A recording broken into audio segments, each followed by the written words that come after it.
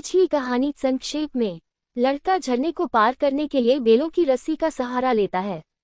उसने हिम्मत से छलांग लगाई और झूलते हुए दूसरी ओर पहुंचा, लेकिन ये सफर आसान नहीं था। अब उसे जंगल में छिपे नए खतरों का सामना करना है। भाग 7। लड़के ने झरने को पार कर लिया, लेकिन उसका संघर्ष अभी खत्म नहीं हुआ था।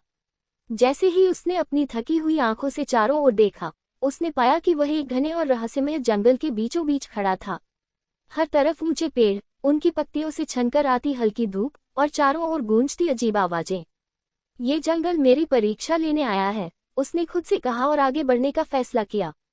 जंगल में पहला कदम रखते ही उसे जमीन पर अजीब निशान दिखे। ये निशान किसी जानवर के हैं, उसने सोचा, लेकिन किस जानवर के, ये जानने से पहले ही झाड़ियों से कुछ सरसराने की आवाज आई।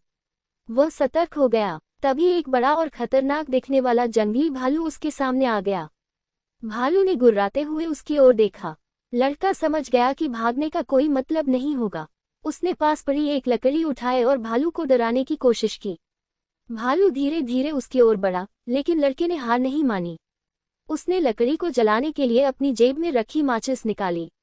लकड़ी से आग की लपटें उठी और भालू डरकर पीछे हट गया। ये जंगल मेरे जैसा बहादुर दिल चाहता है, उसने मुस्कुराते हुए कहा। भालू के जाने के बाद लड़के ने अपने रास्ते पर चलना जारी रखा। कुछ ही दूरी पर उसे एक झरने के किनारे प्यास बुझाने के लिए साफ पानी मिला। उसने अपनी प्यास बुझाई और थोड़ा आराम किया, लेकिन जैसे ही उसने आंखें बंद की, उसे हल्की सी आवाज सुनाई दी।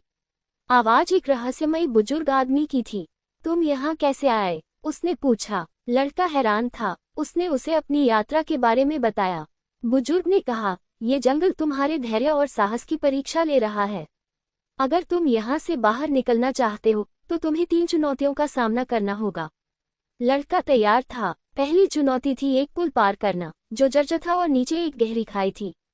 लड़के ने अपने दिमाग और संतुलन का इस्तेमाल करते हुए पुल पार कर लिया। दूसरी चुनौती थी एक गुफा में छिपे खतरनाक सांपों के बीच से गुजरना। उसने धैर्य और चालाकी से रास्ता निकाला।